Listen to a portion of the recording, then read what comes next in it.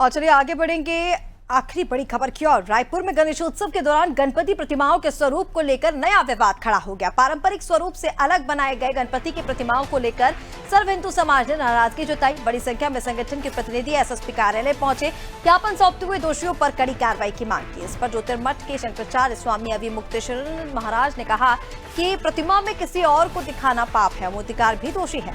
शास्त्रों के अनुसार सभी देवी देवताओं के रूप पहले से निर्धारित है, जिनमें मनमाने बदलाव की अनुमति नहीं है।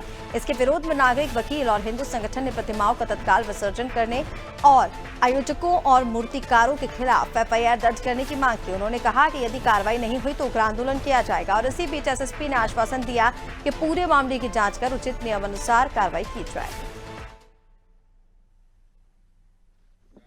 देखिए, आज हम लोग एसपी कार्यालय पे ज्ञापन सौंपने आए हैं। समस्त हिंदू संगठन और संत समाज मिलकर के ये विरोध करता है कि रायपुर में जिस प्रकार से भगवान गणपति जी की मूर्ति की स्थापना हुई है आपत्तिजनक है, उसका विरोध किया जा रहा है। तत्काल प्रभाव से उसका विसर्जन किया जाए और उन समितियों के ऊपर कार्रवाई की जाए जो आपत्तिजनक मूर्ति की स्थापना किए हैं।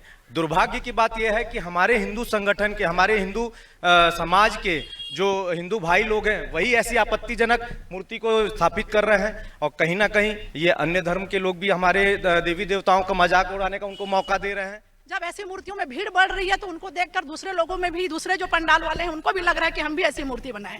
वो भूल गए हैं कि गणपति जी का मूल स्वरूप क्या है।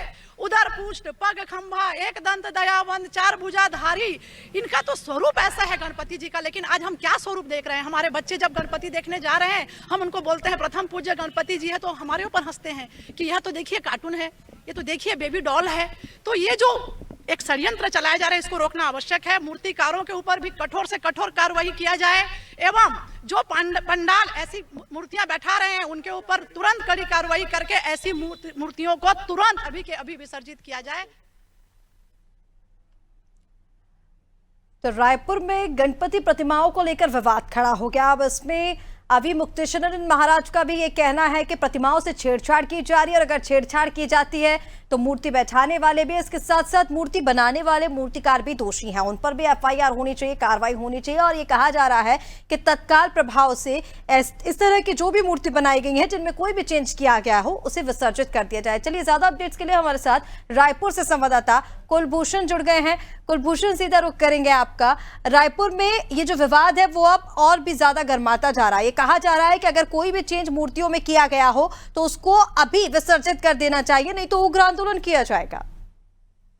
तो बिल्कुल इस चीज को लेकर लगातार विवाद जो है, बजरंग दल और विश्व हिंदू परिषद लगातार इस चीज को लेकर सवाल उठा रहे हैं। उनको एक कड़ी विरोध उन्होंने दर्ज किया था, ज्ञापन भी सौंपा और इसको लेकर एक बड़ा प्रदर्शन भी हिंदू समाज के द्वारा वहां पर किया गया। उनका इस तौर पर कहना था कि जितने भी गणपति प्रतिमाएं हैं उन सभी को आजकल चूंकि एआई प्रतिमाओं का एक चलन सा हो गया है, जिसमें कार्टून के तौर पर या फिर अलग अलग मूर्तियों के तौर पर या फिर किसी भी कार्टून कैरेक्टर या फिर किसी अन्य चीज से मिला जुला जो है वो भगवान गणपति का जो है उनको मूर्ति स्वरूप वहां पर लगाया जाता है, बनाया जाता है। उनको मॉडल तरीके से वहां पर कपड़े वहां पर पहनाए जाते हैं जो किसी प्रकार से हिंदू सभ्यता से पूरी तरह से विरोध है। अगर छोटे बच्चे उन्हें देखते हैं तो वो क्या सीखेंगे अपनी संस्कृति के हिसाब से?